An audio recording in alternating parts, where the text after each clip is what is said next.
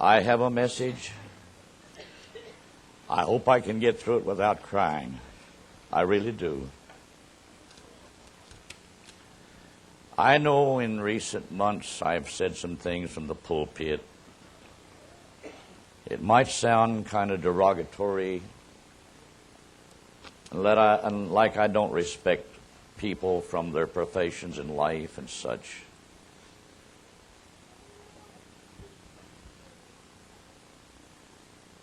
But I'm not just commenting this morning. I got stuff that I want to refer to certain excerpts of it to let you know I haven't just been standing here beating my gums together to make something sound fantastic or outstanding.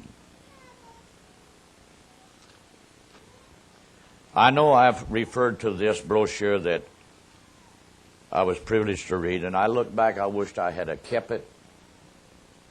And I know it's no longer in circulation because the news media and such like will keep it from ever reaching that point. There's a brainwashing process going on in this nation, and a lot of people don't even realize it. It's come about with such gradual trends. They don't even realize really what has taken place. Some of the things are so absolutely provoking, nauseating. And this is just not my idea. This is other writers that as they have viewed certain circumstances within the nation, and I want to title this morning, The 7 Signs of His Coming. Now, I know back in convention I preached a message, the sign of His coming. Keep in mind, that sign is referring to His visible return at the end of the week of Daniel. Under the 6th seal, 7th trumpet, and 7th vial. This is taken from Matthew 24, leading up to the time of the week and before His mystical coming.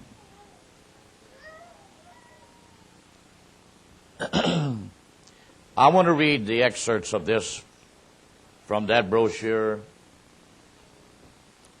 and then I'm not going to prove it. I got excerpts this morning from different documents that's going to prove to you what this Spirit has been doing in the last 40 years in America. The title of that article was very small. How we shall destroy America from within. That's hard for young people to really grasp how they brought it about. First, they say, we shall get into her institutions and demoralize her younger generation. We will pit her races against each other. Then we will divide her political systems. We will destroy her homes and what it has stood for. The end result, she will become a corrupt and lawless society.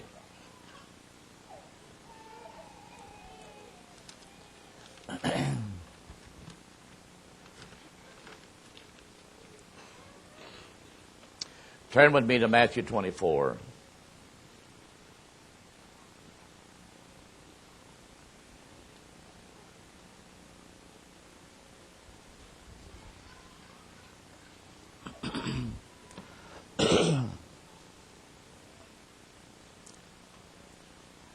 Jesus now is just a short time away from being crucified.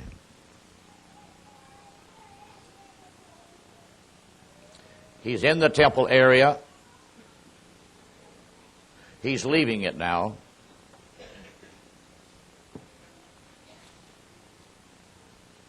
And Jesus went out and departed from the temple, and his disciples came to him for to show him the buildings of the temple. How beautiful.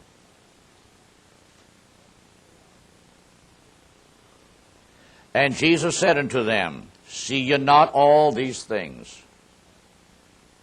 Verily I say unto you, there shall not be left here one stone upon another that shall not be thrown down. That come about in 69 A.D. And as he sat upon the Mount of Olives, the disciples came unto him privately, saying, Tell us, when shall these things be? And what shall be the sign of thy coming and of the end of the world? There was an anonymous writer on emails, sent a little note in the other day, wanting to know what your pastor view about this present situation.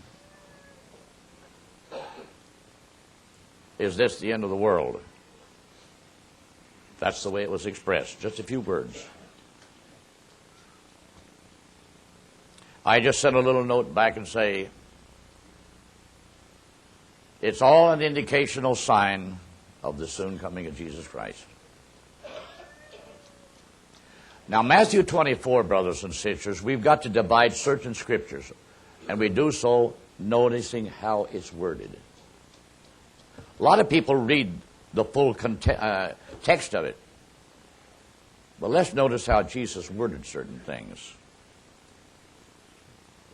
He starts out by saying, Take heed that no man deceive you. Well, that's a warning down through the ages of time, because in every generation, there's always been those preachers that rose on the scene, hoping to reach a point of recognition. Paul had to contend with it. Same way as today. For many shall come in my name, saying, I am Christ, meaning I am anointed, and shall deceive many. Notice now the 6th verse. How many times I've read this? And ye shall hear of wars and rumors of wars. Now that's been all through history. Any of you young people that's went to school, especially in high school, you study history of nations, empires, and such. You can read all about the wars that have occurred down through time. That's why Jesus said, and there shall be wars and rumors of wars. See that ye be not troubled. For all these things must come to pass, but the end is not yet. But the end is not yet. Now this covers hundreds and hundreds of years of time. The end is not yet. But now when we come to the 7th verse, let's notice the category of it. For nation shall rise against nation, a kingdom and kingdom against kingdom. And there shall be famines and pestilence and earthquakes in divers places. Now watch what he said. All these are the beginnings of sorrows. So verse 6 is history all through time. But the end is not yet. But in verse 7 it still mentions about wars. But notice now, it mentions how kingdom shall rise against kingdom, nation against nation. Pestilence, earthquakes, all of these things. Your agnostics today will say, but there's always been earthquakes. And I would say to them, all right, if you have kept the history of the earthquakes, how often they have appeared, the volcanoes, all of these natural disruptive things, you will notice that in the last 100 years, they've been getting more numerous all the time. Now let's look at the last 100 years of time. Because if Daniel 12 said, and in that time of the end, knowledge shall be increased. But we realize this. Knowledge started to be unfolded at the beginning of the 20th century.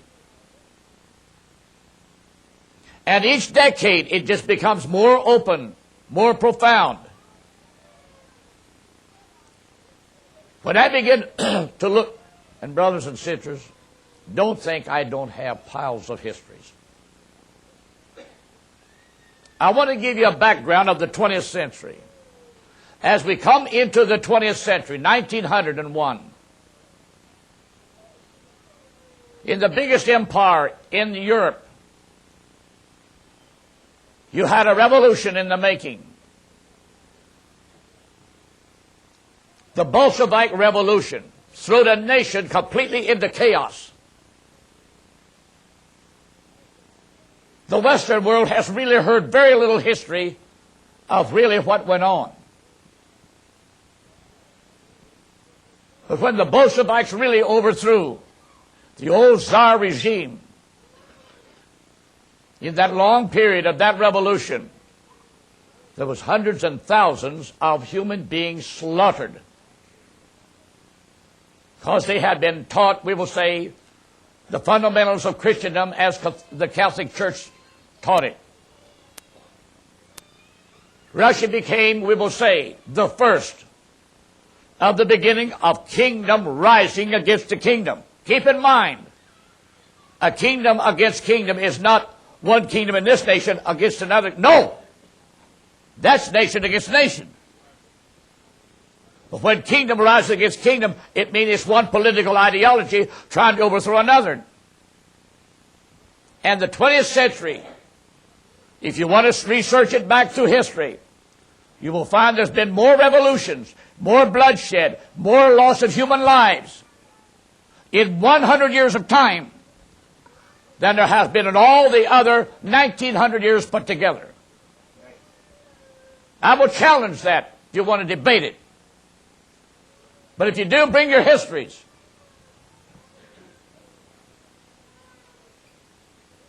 America was discovered in 1492 when Europe was locked up in total darkness scientifically and politically. It had been that way under the Catholic spirit. That's why it's called the Dark Ages.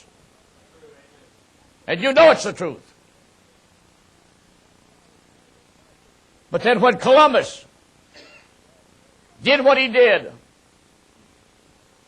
and he was led to discover this new continent, this new world, that was not a chance.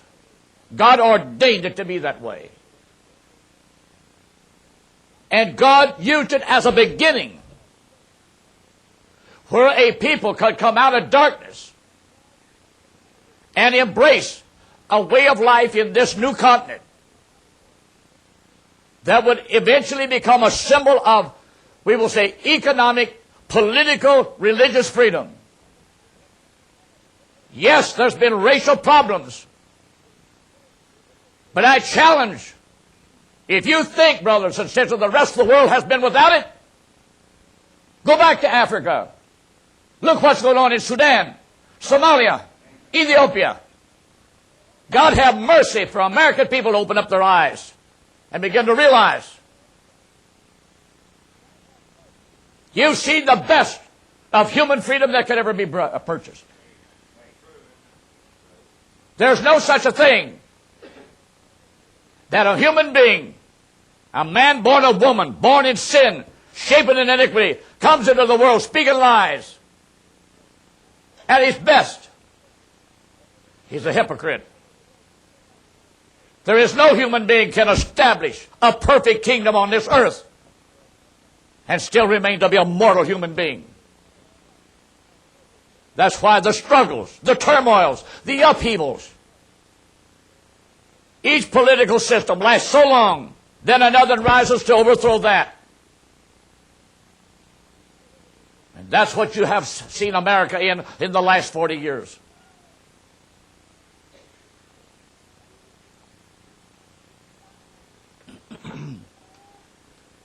These signs,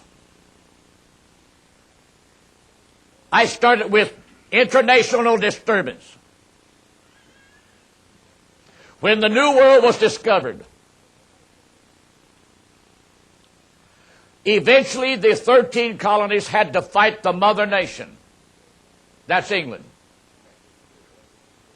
Which was still shut up much in the old dark political empire regimes of Europe. It was eventually the Protestant movement, those that had been affected by the Reformation in Europe, that eventually began to make their way here to the New World. As they did, when it was known in Europe, South America, all below the Gulf, was another continent. It was not the Protestant people of Europe that went there. It was the Catholic missionaries of the Catholic Church. And all through the Caribbean, Mexico, into South America, their missionaries spread the ideology, the religious philosophy of the Roman Catholic Church. Eventually, brothers and sisters, after 200 years, we had a revolutionary war within this new world. Out of it came the birth of a nation called United States of America. It starts with 13 colonies, 13 states. But it starts with a religious idea and a framework that taught these men how to write the Constitution with the idea of what the Constitution was to mean to the oncoming generations of American people.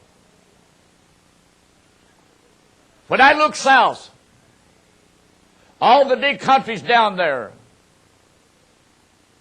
while it was under that Catholic spirit, when it says, kingdom against kingdom, you have had revolutions, one after another, in South America, if you went to school and learned anything.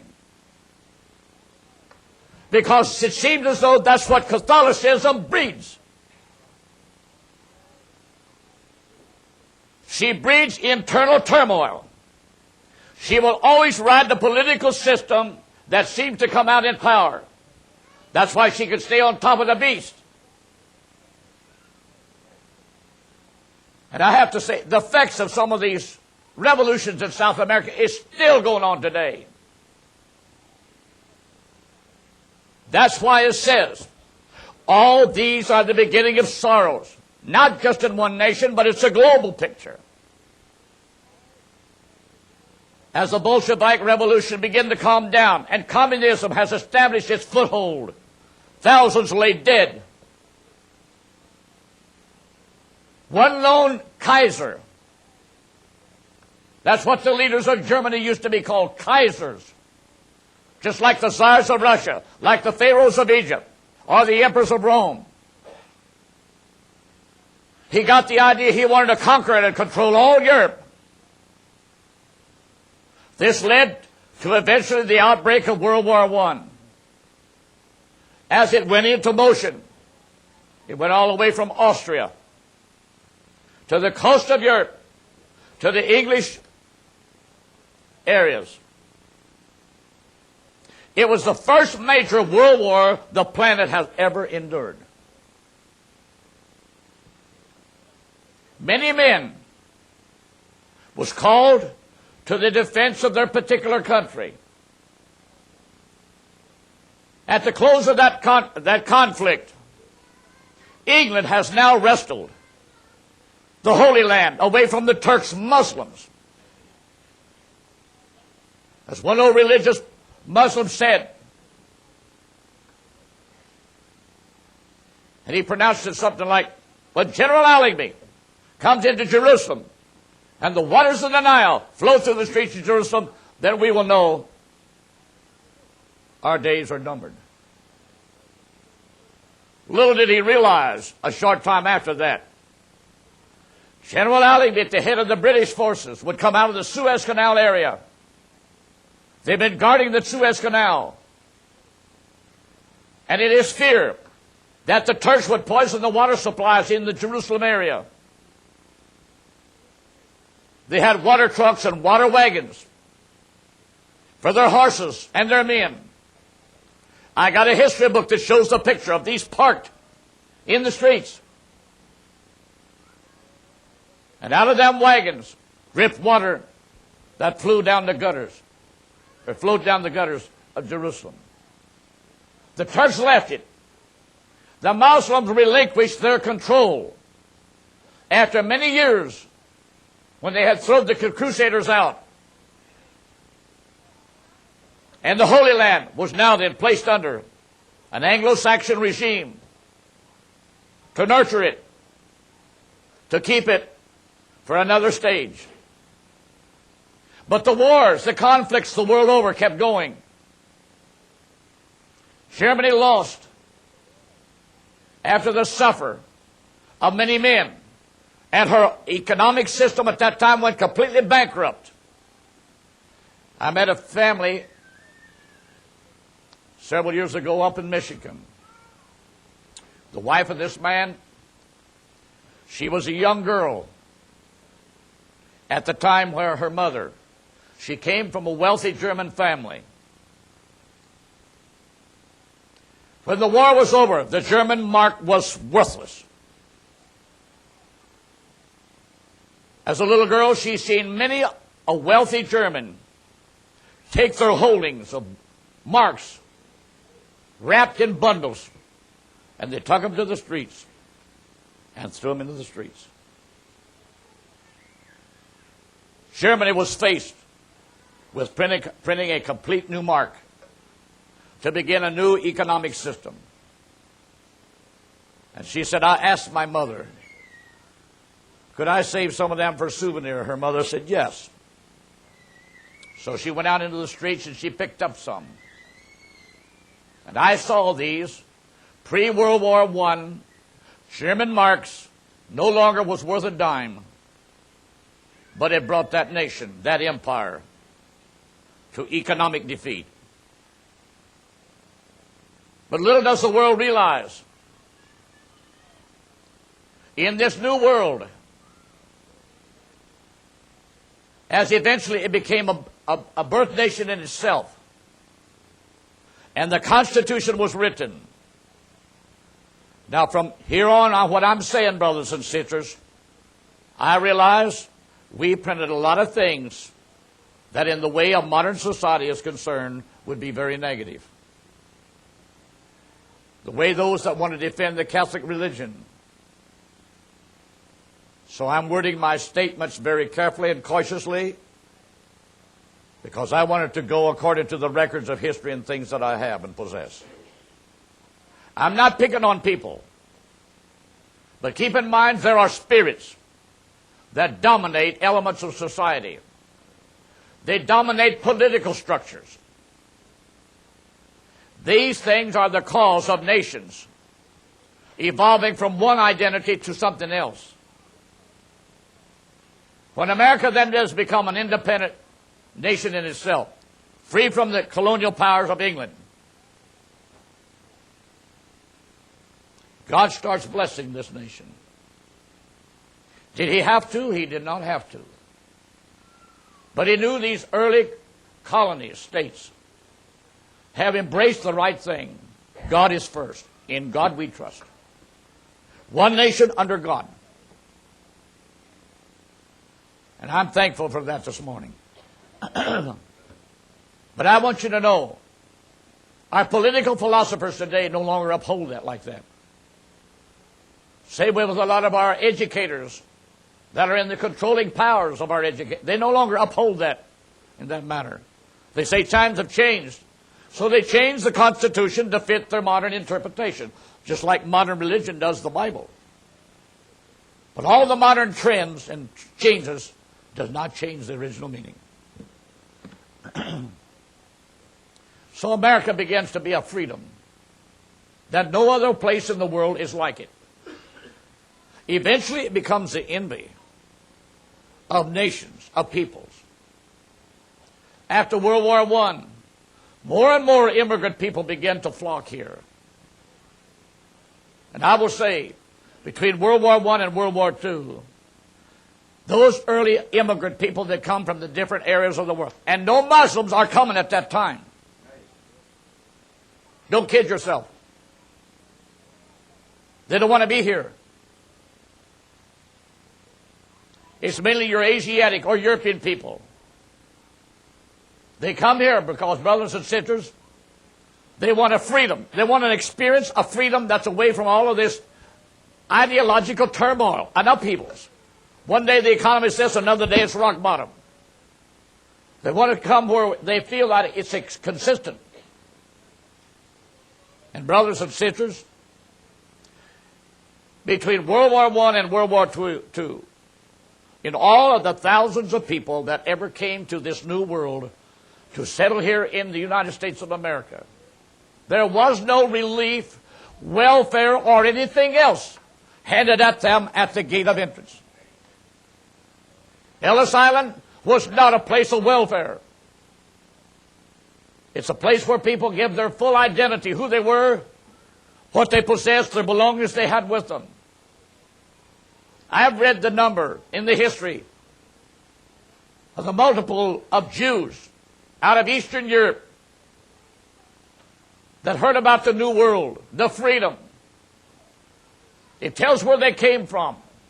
Eastern Europe, areas like Yugoslavia, Czechoslovakia, Bolivia, and all of those.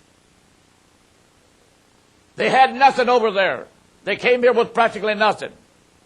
A lot of them was called carpetbaggers. But as they came into Ellis Island, they were screened. A lot of them had relatives of Jews that was already living here.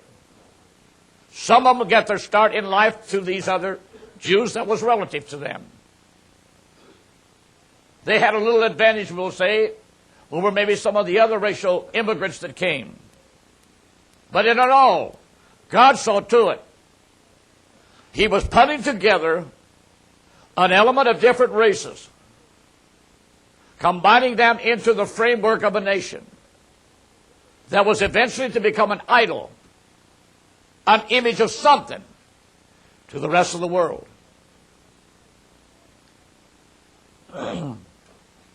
When we come then to World War II, this time not only was the United States compelled by circumstances to take their part in helping to defend certain things within the European structure, but Germany has saw to it that she has made a friend through the Japanese. So in so doing, the Japanese attacked us at Pearl Harbor. And brothers and sisters, I'll say, from the time that World War II starts to the end of it in August 1945, Europe lays in a smoldering shambles. Practically every major island in the Pacific, from the Hawaiian to Bacon to the Solomons to Japan, has the remnants of burnt-out tanks, trucks, war weapons of every description. 2 cities in Japan lays in smoldering ruins, all because we have dropped the atomic bomb. And what hurts you, brothers and sisters, to think that a bunch of these no-good-for-nothing American generations have raised up since America underdone that? I have to say, you don't even know what you're talking about. You don't know what you're talking about. And I'll have to say, brothers and sisters, when you're dealing with a type of people in their ideology, like the Japanese were, they had almost the same idea, that to die was to enter heaven. On the island of Okinawa, when the Japanese would no longer bring their naval vessels that they had left out, they took them and hid them. They made these kamikaze rocket planes. Every one of them pilots that took one of them, he was never given a parachute. And when that plane took off of the runway to go out over the area to search out a ship, a target to hit, he lost his wheels. No way he could return and land. He had to hit something. And they all believed the philosophy that was to die as a martyr was the quick way into heaven. So America has to contend with stuff like that. My point in bringing these things out, for 100 years, this planet has been undergoing kingdom against kingdom. It's an ideology against another ideology. Look what was going on in Asia, in the Orient. No sooner does World War II end, and in China, out of the mountain come Mao Zedong in 1948. He drove Chiang Kai-shek out of the mainland. The world is yet to find out how many hundreds of thousands of Chinese Christians and believers was even martyred. But thousands of them was literally liquidated. I heard one missionary, the war is over. This is in the latter part of the 50s. Because he had been in China. And I'm going to bring this in just in case I've been asked this question. He said many of these Christians that have been missionarized and established by American missionaries, when the Chinese took over and began to liquidate, many of these Chinese Christians, knowing how the communists would torture them, they committed suicide. Well, now we Americans, church-going Americans, are so narrow-minded sometimes. I don't say that to belittle anybody. But the American philosophy, oh, well then they're lost if they committed suicide. That's just your American way of looking at things. You never went through what other nations of people have had to go through for hundreds and hundreds of years.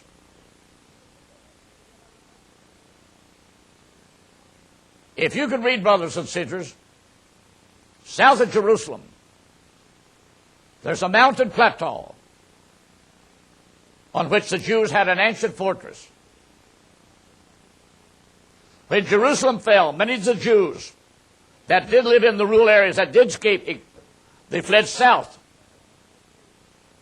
And they took refuge high up on this mountain plateau in this ancient fortress.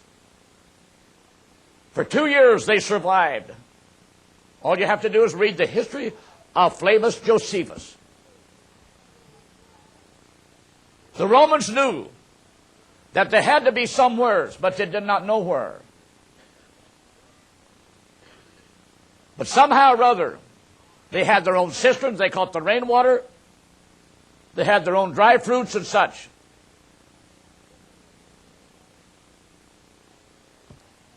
Somehow or other, one of the Jewish persons dropped something over the cliff one day, and a wind caught it and carried it down in the lowlands below. The Romans out patrol found this item. As they looked at the top of this plateau thing, they immediately surmised it has to be come from up there. Now the front of this plateau is completely solid bluffs. But on the back side of it, there's a gradual connection of a rising of a sand ridge that comes partially way up on the back side. The Romans, they fell on the idea to build an approach. So they began to remove the dirt and the sand and stuff and move it forward to bring it up to the level. We've been there. I read just a little bit sketch about the whole incident. If I remember now, there was 800 and some Jews, women and men. They had walls around it on the top. When the Romans finally did reach the level with this great big parapet thing they've dug and piled up, they began to attack the bridge with battering rams, the gates. The Jews had olive oil. They had it. And they poured it over the walls on these Romans. A lot of the Romans suffered. But the end result was the Romans just kept it coming until finally they demolished the gates and the approaches of that part of the wall. These Jews, knowing how the Romans would torture them, they decided they would rather give their life and never be guilty of recanting. And so there were certain Jewish men, they knew exactly how they killed the animals at the sacrifice altar. They said the easiest way is just cut your throat and you die without any pain. There was 2 women that hid themselves that survived the ordeal.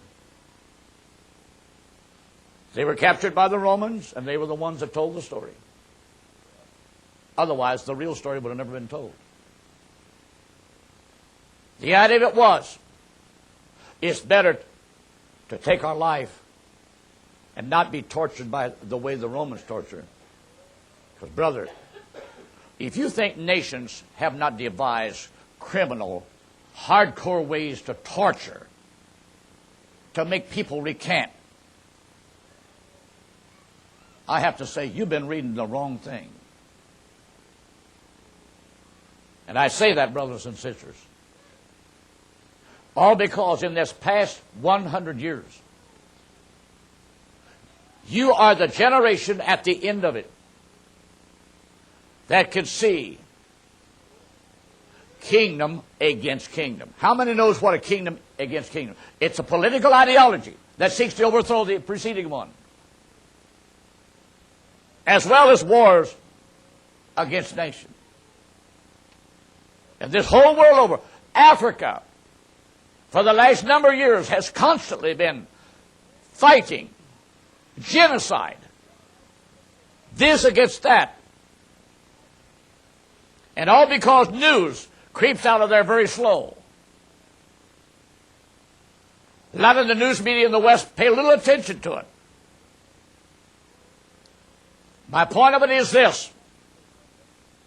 You're living in the ending years of wherein we've had kingdom against kingdom, nation against nation.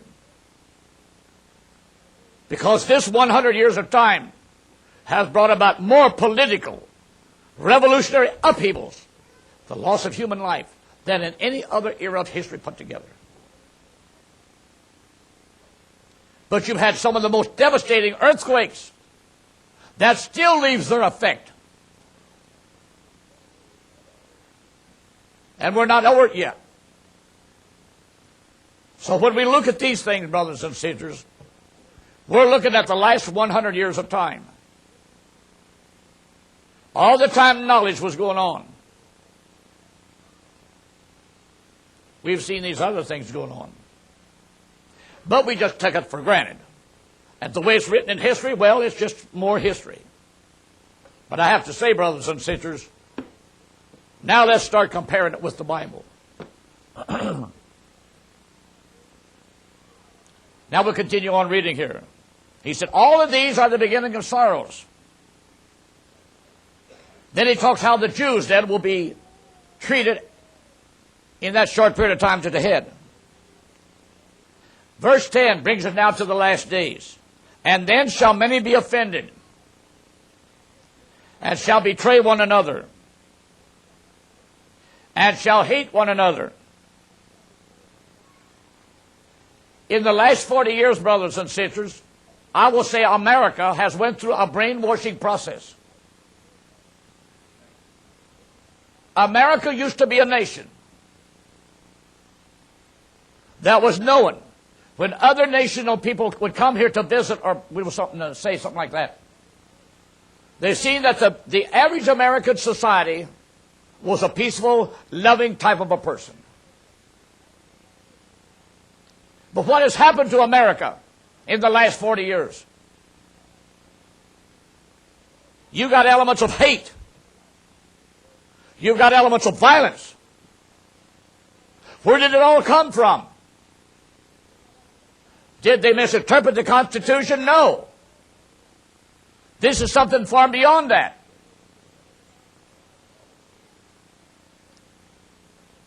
And again it says that many false prophets shall arise. This is pointing to the end time.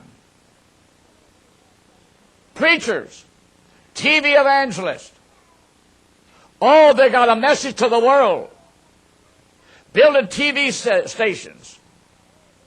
And I will say, brothers and sisters, had God not done is one of the signs that I'm using this morning, had He not sent a man by the name of William Marion Branham to this age of time, all of us would be stuck in a religious system today, dying, brainwashed, never even knowing what truth really is.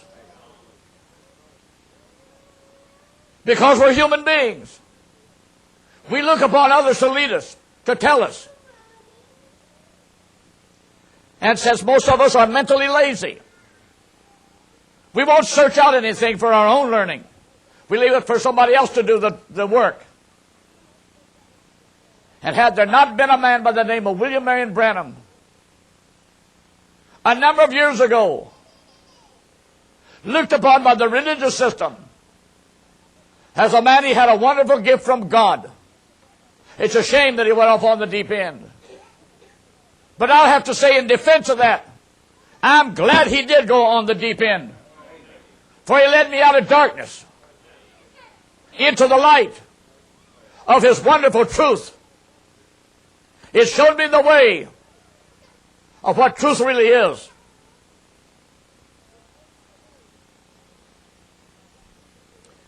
Yes, not only has there been false prophets, the world over, well-renowned men with radio broadcasts, TV setups, building constantly every day. We want to win the world for Christ. No, you just want to absolutely brainwash the world. You don't want to preach Christ to the world, because if you did, you wouldn't preach truth at all. You want to preach something other that can be accepted by anybody and everybody. It don't work that way. Jesus said things in His days that offended people. You know it. It's a hard thing to say sometimes. And then if I say something other than, well, why did He have to say that? Well, sometimes when you want to make a point, you've got to drive it hard enough to let them know what the point really is. But thousands of people don't want these points to penetrate the mental mind. They want everything to be hunky-dory, sweet and marvelous. Well, the gospel of Jesus Christ don't come like that. Jesus said some things one day, and a whole bunch of the disciples left Him. Peter walked up and said, "This is a hard saying. It's hard to believe." Jesus said, "You want to go too?" Now think of what Jesus would say.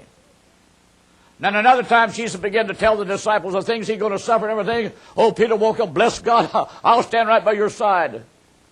And Jesus said, "You get behind me, you devil, you." What? A friend.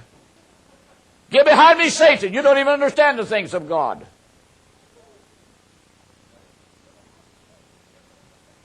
So let's begin to read the Bible what it is. And I don't say those things just to purposely to hurt somebody. But too long we've sat so complacent, lazy, fixed and set.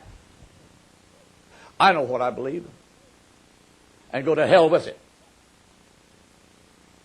Because you don't weep over it. Nothing can make you cry. So He says, "And many false prophets shall rise and shall deceive many." And I have to say today, brothers and sisters, look at these great big TV setups. They affect literally millions of people. And I know when Billy Graham was over here back in the earlier part of the year, they have that bunch of rock and roll gospel singers over there. That's, to me, brothers and sisters, that's nauseating. That you could take devils like that will portray their physical appearance. Do you mean to tell me that stuff's going to walk into glory? Only hell looks like that. And I don't say those things to hurt you. But let's begin to realize what's caused them to live like that. They've been deceived by something, and you know it.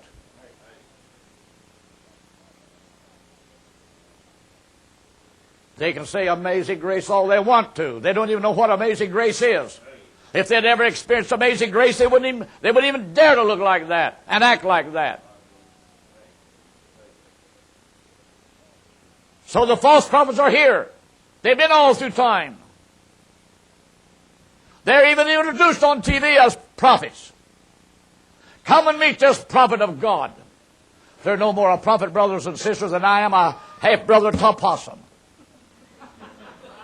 You know it. I don't like to look like this either.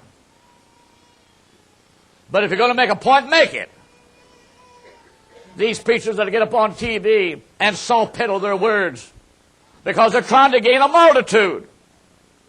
Because they need their pocketbook.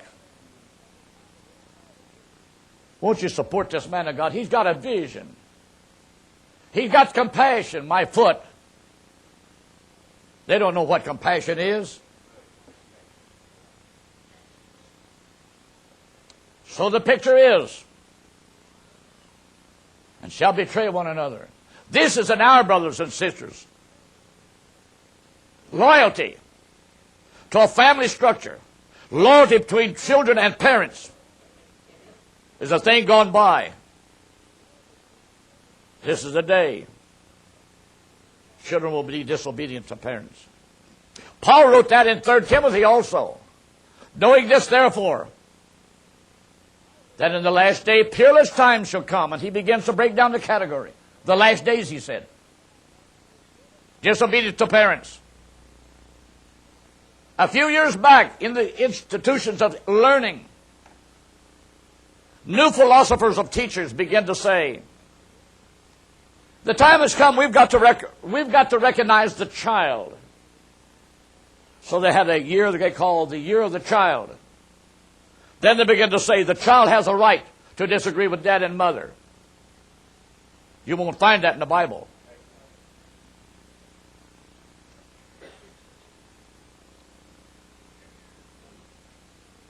And the farther it went, the worse it got. And I'll never forget, a few years back, a man called me. He had a daughter in high school. She wanted to put on a certain type of an attire and go to school. Well, he was trying to raise her up in a Christian environment in a home. But she was wanting to listen to those teachers and then them philosophicals and this and that.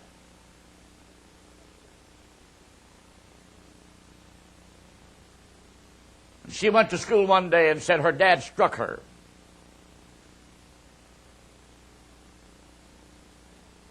He called me crying and said, Brother Jackson, what am I going to do? I said, well, brother, how old is she? He told me at the time how old the girl was. I said, well, one thing's sure. She's at the age of accountability. You cannot absolutely be responsible for her mentally anymore at all. But I would say this, I would have a good heart-to-heart talk with her and say, if you're bound and determined that you're going to live like the crowd in school, you're going to listen to what the teacher says, then when you come into my home, I'll let you eat at my table, and you can sleep on my bed, but don't you come in here and tell me what your dad has to do. Keep your mouth shut. And the day you want to leave this home, you on your own. I'll not follow you, and I'll not give you one earthly dime. And I have to say, that's good philosophy. Well, Brother Jackson, how do you come to that? Let's take it back to the Old Testament. What does it say in Deuteronomy? And it comes to pass that the parents have a disobedient child. They've done everything they know how to try to discipline him, get him to obey, but he refuses to obey. Bring him to the elders of the city or the village. Give testimony of what he has done. Let it be known. Then take him out at the edge of the town and have a rock festival. That's where I get that term. Good riddance. At least he ain't going to be sticking around to affect somebody else. Oh, but that's my son. You give in to him, you go to hell with him. You live in torment with him. It's a sad thing, brothers and sisters. But across America in the last 40 years, you don't know the number of homes that have become broken. Even men and women have become parted. All because a disobedient child come out of the school system, and the wife wants to hold one side and the husband another side. This is grounds for divorce, they'll say. So the beginning of the American home on the decline has gone. And when you no longer have a parental image of something that's consistent, that God can be exemplified through, there's no respect. There is no acknowledging of exampleship. You can't help but wind up with the bad side.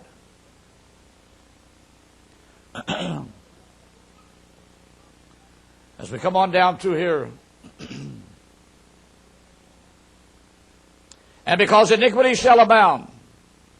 The word iniquity means lawlessness. Lawlessness. Teenage gangs in big metropolitan cities. Look what comes, the dope gangs, the dope cartels. They've gotten into the minor areas of politics. They control the mechanism of it. Because there's millions of dollars flowing in over the streets through the media. I'd have to say, brothers and sisters, if they would start chasing some of these big shots, like they did Jesse James, the Dalton boys, those kind of gangsters back in 1800 and early part, and they wind up in the boot hill, the country would be better off without them. But we can't do that. Well, then you have to put up with the disease then. When the human body gets ate up with certain types of cancer that works on the vital organs, when they know there is no kind of treatment that can correct it, what's the specialist say? We are faced to operate, which means there's a knife involved. Isn't that right? You know it. Well, that's inhumane. It's very strange, brothers and sisters. We could cut a human body all to pieces to get the disease and everything in it out of it.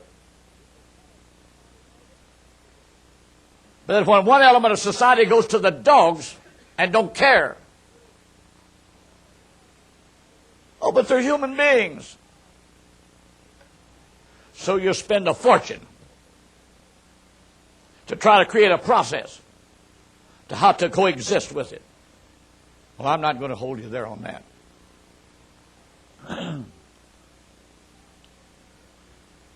We're living in that era of time, brothers and sisters, that the really true dedicated child of God, he's faced with an ultimatum. You either live, or sooner or later, you'll be swamped with the effects of this evil that seems to take over society. That's why it says, but he that endure to the end. Endure means you put up with it. You're willing to tolerate. You're willing, sometimes you have to coexist. It lives next door. The more you try to avoid it, the more it follows you. You don't want to work with it in the workplace. I refuse to. Well, then go without a paycheck. See, when you're faced like that, that's a horse of another color, isn't it? You can go to the boss and tell him, oh, shut up, get out of here. If you can't work beside him, why, that's not my fault, that's your fault. And here's the part I want to get to. And this gospel of the kingdom shall be preached in all the world for a witness unto all nations, And then shall the end come. Now I want to dwell, this is my 7th point. Back in the 30s, had there not been a man by the name of William Marion Branham, lived right across the way here, had God not anointed that man and he came on the scene precisely at the right time, just as World War II closed, in his heart he knew exactly what he was sent and ordained of God to do. He stood before the masses of people and allowed God to use that gift through him that literally held thousands of people spellbound, crying and weeping. Then the minute that man begins to indulge into the depths of Scriptures, well now, I think he's getting a little off course, don't you? I wish he would just preach salvation and divine healing. Well, my church can't stand that. So the conflict and the warfare was on. But I have to say this morning, brothers and sisters, thank God the little man had a boldness enough about him, knowing that in the end his image would be mud. He said enough out of the truth of God's word that lets you know. Either believe it or sink and die with the rest of this religious world. And look what the religious world has done today. Even some of the Pentecostal organizations back there in the 40s and 50s that was very much convinced about their condition of holiness. That's about the only thing they could preach then. They didn't have any other revelation. But look, brothers and sisters, what has happened in the last 40 years. Now they've thrown the door wide open because the young people that they have brought into existence refuse to cater to that. I'm not going to that stinking old church of yours dressed like Grandma did. That's the ideology. I'll not stand for it. So you can see parents of organized religious background are compelled to listen to the young generation. And brothers and sisters, here they go after the rock groups. Here they go after this kind of a attire. They've got no more a revelation of Jesus Christ and His coming than nothing in the world. And I have to say, brothers and sisters, thank God that He did send a man. And thank God you had sense enough to see it and realize it. Otherwise you'd be sitting there or else sitting at home, smoking your old cigarettes and cigars, drinking your beer, waiting for the devil to come along and take you out in death. Now let's look at the picture in this manner.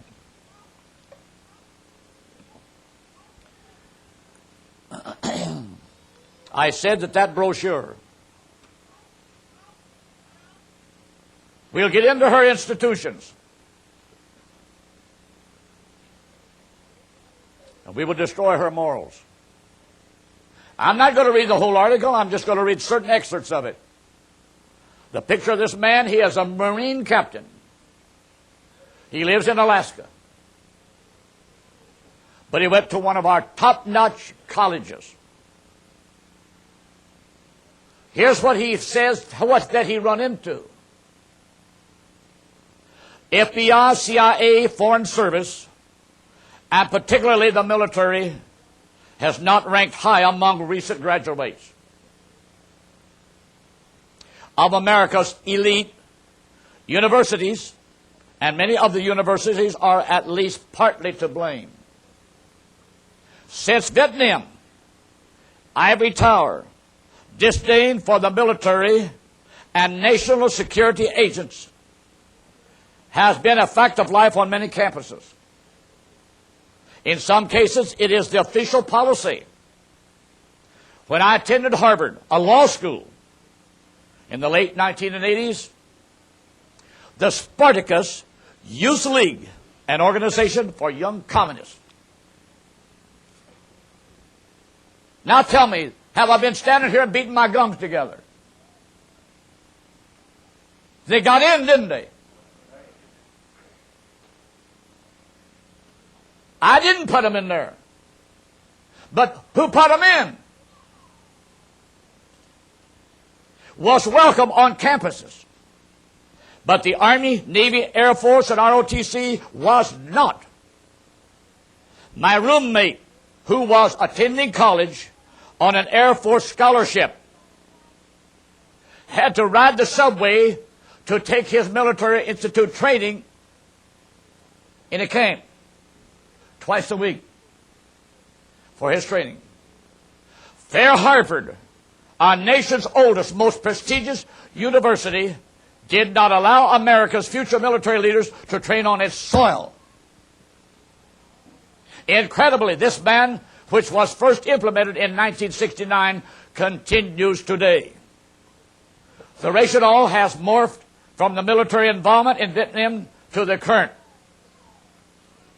Don't ask, don't tell what your sex agenda outlook might be. Military recruiters are banned, too, from entering Harvard Yard. The alma mater of Justice Oliver Wendell Holmes even prohibits flyers, one of the most basic forms of free speech, promoting military service from being posted on campuses. At other top universities, institutional embarrassment, not pride, has often been the response to students' military aspiration. A close friend of mine who is now a Marine F-18 pilot wanted to attend his graduation at the University of Chicago in his dress blue uniform so that he could be commissioned at the end of it, after the ceremony. When he mentioned this to the dean, the dean forbid him to wear his uniform. My friend, the honor graduate of his Marine Corps' OCS class, ended up having a friend pin on his second lieutenant bars in the beer-stained confines of their fraternity, and none of the faculty members he had invited showed up.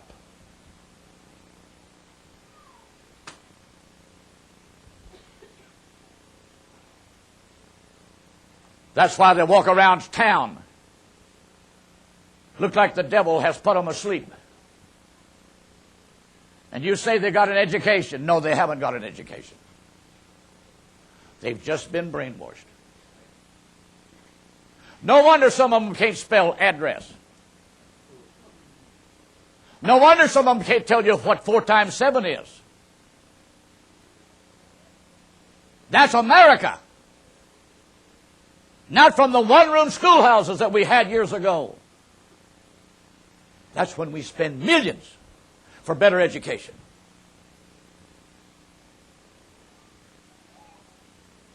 Now tell me,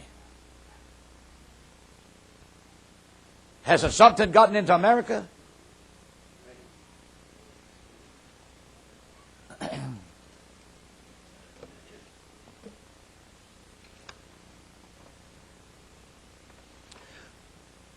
The crash into the towers shook America, shocked it. It caused Americans to begin to realize something's going on. All across the country, immediately. In God we trust. God bless America. The words God bless America went up on a sign outside Breen Elementary School in Rockland, California. And the ACLU contended that the words communicated a hurtful, divisive message. In a letter to the school, the ACLU said that God bless America is a violation of the U.S. Constitution, and I have to say, if one of them was standing there, that's a barefaced lie, and you are a liar. Because you didn't stand there overlooking them founding fathers when they wrote that Constitution. Neither did the American Indian. No Hindu, no Buddhist, no Muslim. Go on with your junk. Common sense tells me you got a way of twisting the word.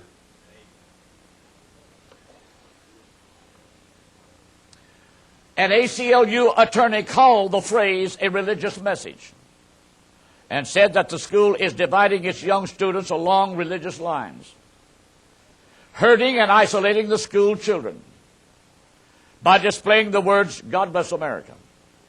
The ACLU says that displaying God bless America somehow implies that only students who share their faith are truly patriotic. And I have to say, amen. God bless America. You want to keep your mouth shut? Sit there then.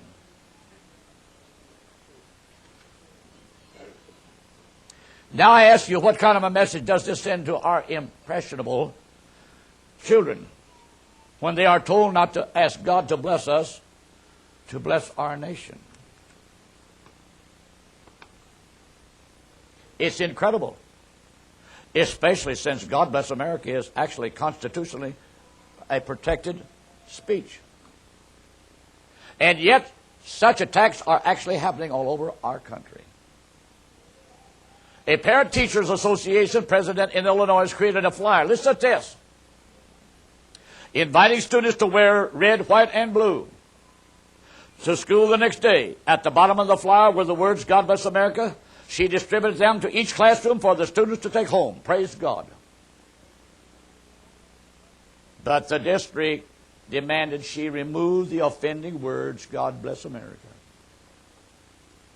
from each flyer at once. So she and her husband went from classroom to classroom, cutting the bottom portions off of hundreds of flyers. Give in. Back off. And you'll pay a price.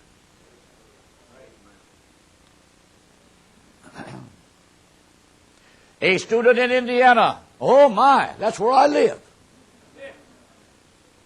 planned to mention prayer for the country in her student council speech. School officials took a red marker to the reference, censoring her speech based on its religious contents. In Oklahoma, one community is in an uproar because the school district had a sign removed from the front of the school, the supposedly offending message, God bless America. And do you think, brothers and sisters, this war in the Middle East, we're going to just come out with high-flying colors? I have my doubts. I got a feeling this thing's going to get sticky, going to get mean. Politicians are saying, oh, we're united. No, we're not united. That was just the first shock.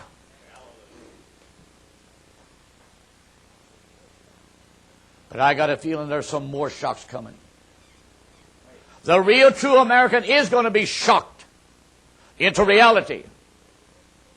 Because it's the only way, brothers and sisters, can America be preserved and brought back in the mainstream of what it used to be. Now, we've got a baptism this morning. Now, I'm going to dry up for the time being. I got some stuff here, brothers and sisters. When I read it, I thought, I actually cried in my room of study. How in the name of common sense can our politicians, well, we need to appropriate more to educate. And yet we tolerate, we condone such low-down filth of stuff they call up education.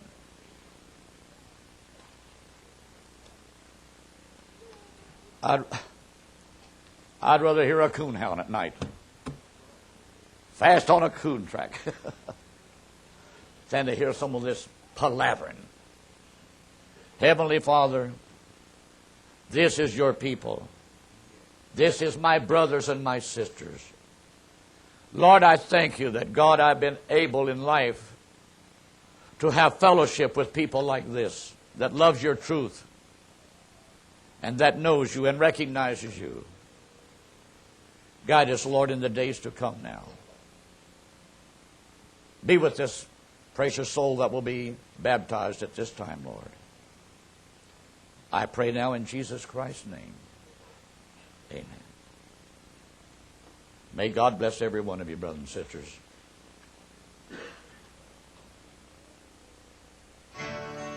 But